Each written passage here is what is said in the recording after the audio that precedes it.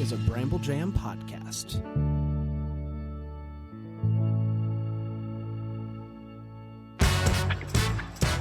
This week on Yo Gavel Gavel, if you think your friend's addicted to drugs and he thinks you're addicted to drugs, are you both addicted to drugs or committing felonies? Judge Ross has the stuff. And if you get arrested and then your mom bails you out, but she doesn't give you your stuff, does she owe you money? People's Court, here's Justice chases. This is Yo Gavel Gavel. I was saying the People's Court. Yeah, but you were doing it so poorly. You went, it's People's Court. Thank you, everybody. Welcome to Yo Gavel Gavel. Friday. The judge is here. Judge is here. It's Judge Brand. September. It's Judge Dan. Judge Dan and Brand in the chambers. That's exactly right. To your fave Friday pod. It's Favorite Friday pod. Favorite Friday pod. Favorite Friday pod. Favorite Friday pod. Yo Gavel Gavel. We're going to break down two TV court cases. What do you got today? I've watched Judge Ross. I've watched the People's Court. As we know from the intro. I don't know what happened in your case. You told me it was a doozy. Oh, you don't know what happened in my case. I told you it was a doozy. Yes. It's a real time here at the Gavel. I have a feeling that yours is like a fun doozy, and mine is a sad doozy. They're both doozies. Hey, though. can you reach that chair with your foot? I can. Cool. Thank you guys so much for tuning in. And if you haven't joined Bramble Jam Plus yet, stop listening right now. Stop. Just hit pause. I don't want you to. I do want you. I'm sorry. Wait a I'm minute. sorry. I'm sorry. There's lots of situations, but we would love you to join Bramble Jam Plus, BrambleJamPlus.com. You'll get this podcast and all of our other podcasts completely ad-free and in one central feed, so you can get them day after day, including our new daily podcast, Take the Day Off. We hope you're enjoying it. We hope you are. I've heard good things. You've heard good things from the podcast that you're on. From the podcast. I've heard that it's going really well. Yeah. If you also want the professionalism of that intro and that chair being in the shot, you can go to youtube.com and join the Bramble Jam Podcast YouTube channel. Smash the subscribe button. Smash it. Immediamente. We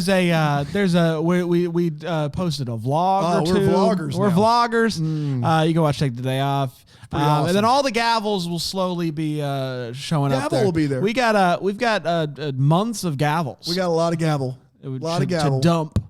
It's a gavel dump. It's a gavel. It's a gavel dump. So do you have lots of gavels and you're like, what do you do? And I got a double button here, and I put it on YouTube. It's a gavel dump. Did you say it's a dump? I don't know. Okay. Are you ready to dive in? I'm ready. Do you want to start with the good or do you want to start with the sad? Oh, we should. It's Friday. Let's end with the good. Let's start with the Okay. sad. We're going to Judge Million. We're going to the People's Court. Dip it low, bring it up slow. Meet the plaintiff. His name is Jacob. Hi, Jacob. He is suing for $1,503. Got it. Which is the total number relating to the items that he says are missing. Okay. He is suing his mother. Suing his mom. Yes. Wow. Jacob is 19 years old, and he is suing his mother. Got the world figured out. On December 27th of 2019, he got arrested for a DUI. Classic. When that happened, he says that his mom took his car away, which she can do legally because the car is in her name. Yes. But that's neither here nor there. Got it. He blew 3 times the legal limit. He was having a night. Wow. And so that case is still pending. We'll see what happens there, I guess. And so he gets arrested. He says that he was released to his mom, even though he said, I don't want to be released to my mom. He's an adult. He's an adult, and that's what Judge Million says. Judge Million says, if you don't want to be released to your mom, you don't have to be released to your mom. And he's like, well, when they told me that she was here to get me, I said, I don't want to go. I'm going to stay here. And they said, if you stay here, we're going to charge you with more stuff. And she said, that's not a thing. Like they can't just charge you with stuff. He says maybe trespassing, and she's like, that's not a thing. You can't stay in jail either. Yeah. But they could have released him by himself. Yes. Okay. But he said that he wasn't released on bond. He was released into custody. Okay. Oh, into custody. Into her custody. I got you. So basically, he didn't get bonded out. Oh, so he could have stayed in jail. Technically, that's what it seems like. It's a very that's murky. It's some murky waters for sure. So, mom takes him to her house, and it appears he got drunk again. What? And he that night he ends up getting arrested again for having a dangerous weapon. Would you like to guess what that dangerous weapon is? Machete. Ooh, no, close though. A baseball bat. A baseball bat? He was arrested for a dangerous weapon, which was a bat. He says, listen, we lived in a rural area. I always take a bat with me when I go for a walk, just in case. You never know what you're going to come up against. Going for a walk. I got my bat. And mom says that that's not true. He was, drunk. He was saying some things that were a little bit alarming. And he went, he took the bat. He's like banging it on as he's walking over the bridge. They live right by a bridge. He's just banging it. Seems like more of a purge situation. Like the purge, exactly. Yeah. And she called the cops on. Well, technically she was on the phone already with the cops because they didn't return his cell phone and a pocket knife to him when he left. So she was already on the phone with them. Yeah. When he walks out with the bat, and she's like, "Oh, by the way, my son just walked out with a bat. He's acting a little crazy." So they go and they pick him up again. That's how that happened. Yeah. And so he gets released again, and this time he goes to live with a friend instead, and he has not been back to the house since to live. He did go back on January 8th to get his things. Okay.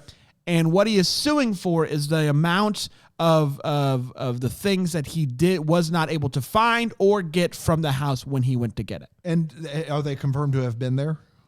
We're going to get to all of the things. Oh, wow. Are you ready? Okay. All right. Are you ready? Let's do it. So part of it is the car. And she says, you're not getting any money for the car. No. It's not your car. Yeah. It's dumb. Up next is a printer. Okay. He says, I bought this printer. This is my printer. He owns a printer. He's a 19-year-old in 2019 that owns a printer. He owns a printer. They brought the printer to court. No money for the printer. They brought it. Oh, so they're giving it to him. They're giving it to him. Another is a pair of glasses. Okay. They brought the glasses to court. Okay, great. Next is a Nikon N700 camera. Okay. He's big into photography, and he says that the camera has been missing for months. He says that his mom told him that she gave the camera to his sister. His sister is also in court. Okay. A younger sister, I said. Yes. Okay. And by like a year or two. Okay. I think a year. And he says the camera's been missing. Mom says, I didn't have the camera. I don't have the camera. Last I saw it, it was in the house that we used to live in. I haven't seen it in this house. Old man Steven's house. Yes. And he says, no, I didn't even have the camera then. I bought it when I was at Job Corps. Now, Job Corps is like you go away. It's like a trade school situation. Yes. And they say that he's been different since Job Corps. Job Corps changes a man. That's exactly right. So basically, there's just a little like, we don't have the camera. He's like, I don't have the camera. The camera's missing. So then Judge Millian asked Jacob if he thinks that his mom is a thief. And he says, yes. Wow. My mom is a thief. Brought back everything. We're just talking about the camera. She's just talking about the camera right now. Okay. Then there's also a GoPro that has gone missing, which he says in the same conversation, my mom said that she gave all of my camera equipment to my sister. And the sister says that's not true. Okay. I have all of my own camera equipment. Okay. I'm also into photography. And the mom says it's not true either. The mom says that it's not true as well. Then there's a mountain bike. Okay. All right. Now, he says that this is my mountain bike. I bought this mountain bike. The sister says that's not true. He gave me the mountain bike for my birthday. He bought the mountain bike. Do we see the mountain bike? No. Okay. She's saying this is my mountain bike. Okay. He gave me this mountain bike for my birthday. Okay. This is my mountain bike. And she says that basically she's hidden the bike from him. Wow. Because Jacob has a tendency to claim her stuff as his stuff. Wow. Yeah. Okay. So Jacob has a tendency, he has a past of saying, that's mine. And she's like, no, this is mine. You know. A Job Corps, man. It'll get you. It'll get you. Now, Judge asks, hey, where's the dad in this picture? The mom is there, sister's there, brother's there. And Jacob says that Dad stopped losing interest in me when I was 7. Whoa. So I haven't wanted anything to do with him. Oh, my gosh. Since then. And that's when Mom pipes up and says, Dad didn't lose interest in you until you sexually assaulted your sister. Oh, boy. What? Yeah. What? Yeah. This isn't Friday Fun Day. This is not Friday. I'm sorry. I don't know what you want from me. This is 16 minutes into the case. Oh, my gosh. And at that point, they go to the sister, and she's like, yeah, I've been going to counseling. I'm trying to get over it, but I don't want anything to do with my brother anymore. Blah, blah, blah. Oh, my gosh. I was very sad. Jacob says, all of this is untrue. These are blatant lies. They're all liars. They're thieves. Dad's a bad guy. But Mom and sister seem to be all on board with this story. Wow. And sister is in tears. Like, of course. She's all of this has been brought up in court, on TV. Very emotional. Judge Millian says you're amazing. You're a survivor. I'm cheering for you. All that good stuff. It is time for the verdict. Dude, he's not getting anything. He can't get anything. Like, my bigger question is, why? Just, like, this kid has so many problems. Yeah. Jacob has so many problems.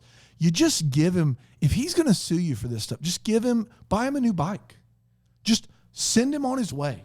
Do not go to court and rehash all this with your daughter there. That was fun. That was impressive. What just happened there with the slidey slide? Yeah. Wow, look at that. Easily distracted from serious things. He's not getting a dime of any kind. That is my verdict and Million's verdict. Yeah, she says you're not getting any money from your mother. Yeah. She says you're trying to sue your mother to get money to start your life. You're not doing that. No. You got to do what adults do, and you got to start your own life. You got to earn your own money. You got to do all those things. You're not getting a penny. You're not taking any more from her. You've already taken enough. Wow. Man, that's bold. Gavel it up. Guys, I'm sorry. It was heavy. I didn't know it was going to be heavy. I didn't know. I didn't see that coming. We got 16 minutes into a 20-minute case. And we record right after we watch. Yeah, before this got We're on brought a tight up. Schedule. It was heavy. Man, that's It was tough. heavy. But you know what? We're going to take a break. We are going to take a break, but I also just want to say this. This is just, if somebody's suing you for stuff, just bring the stuff to court. Bring the stuff to court. It's easy. Because then you don't. It's easy. You just we that's brought all the you have to do. Oh, there was also a Wii. There was a Wii. A Nintendo Wii. They brought that to court. Brought it back to them. The only stuff that they didn't bring was the mountain bike. We've got a palate cleanser coming though. Don't worry. Good. Yeah. Hey, let's take a quick break. Let's just I'm sorry. We'll be right back after this. Here on the Go Gavel Gavel.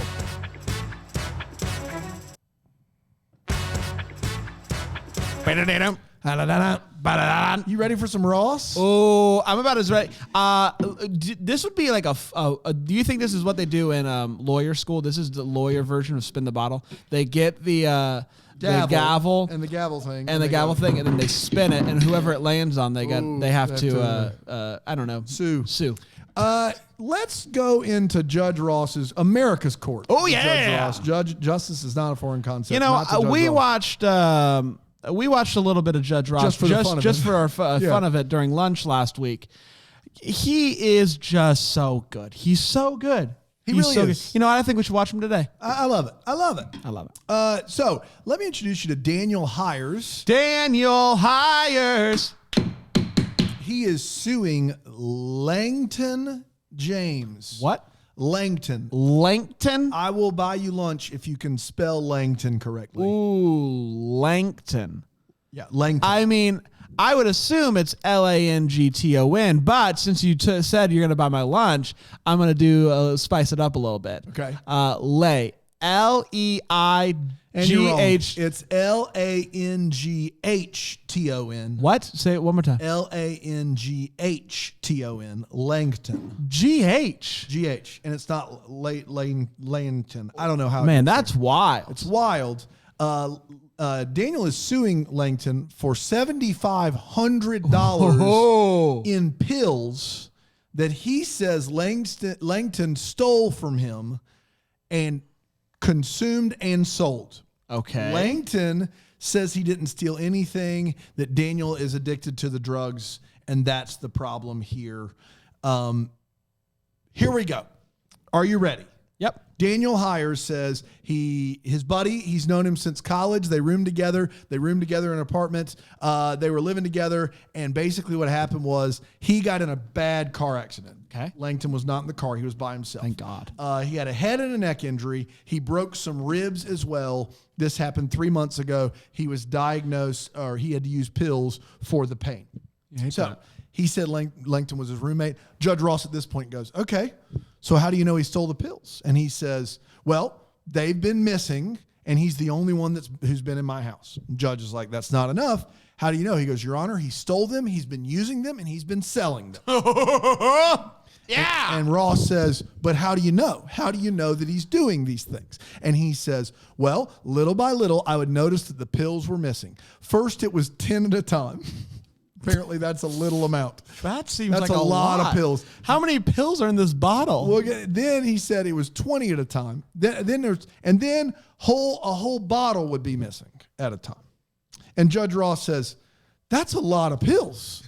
Like, you're 3 months out. That's a lot of pills. Your Honor, it was a long time recovery. What's the specific drug? He didn't say. Okay. I think there were multiples. All right. And he goes, also, $7,500, that's a lot of money. Like there's a lot of pills. You're asking for a lot of money. Or you mean to tell me you're out of pocket $7,500? And Daniel says, my insurance only covers a little bit of the pill money, and I also want the money back that he's making from selling them. I don't know. And I don't know. And Judge Ross is like, how do you know he's selling them? And he goes, they're missing. I know he's selling them. I know he's taking them. Now, things are going to take a turn in the But also, like, to that point, like, if it's like an oxy or something, like, you need a prescription, like, at a certain point you run out of refills, right? That's right. Yeah. At a certain point you run out of refills. That's right. All right. Go ahead. So let's pivot over to Langton. This is kind of a quick case, but it's going to get wild, bonkers, new here in a second. Langton says, Your Honor, we did used to be roommates. We are really good friends. And he says really good friends. And Daniel goes, used to be really good friends. Like, wants to make it clear. And at this point, Ross goes, all right, I hear you, Daniel. What you're saying is, Boss Ross, we're not friends anymore. I don't like this guy. I hear you. You need to be quiet and let Langton speak. He said we're from the same hometown. We became quick friends when we went to college together. Lasted for 4 years. I wasn't in the vehicle when the accident occurred. However, when Daniel had the car accident, pretty much everyone else in his life bailed on him. His parents lived overseas. No one came by to check on him. And I took care of Daniel. I took him to physical therapy. I made sure he had his medication. I made sure he had everything he could possibly want. Ross goes, hold up. He pivots back over to Daniel. He says, okay, did this guy really do this for you? And Daniel says, yes, he did. He did all this for me. He took me to physical therapy. He cared for me while I was Langton seems like a good guy. And at this point, Kevin Ross looks at Daniel and goes, sounds like a good friend to me. And he says he was a good friend, but he's not a good friend anymore. So at this point, I'm glad you're sitting down, because Langton goes, or Ross says, all right, Langton, keep going. So what happened? Did you steal the pills? No, I did not steal the pills. Daniel stopped taking his pills. No. And he felt really bad that I kept him for 3 months and had made sure I'd done everything. And I never took a penny from him. Give him the pills? I never took a penny from him. He never paid me anything. And so he had an idea.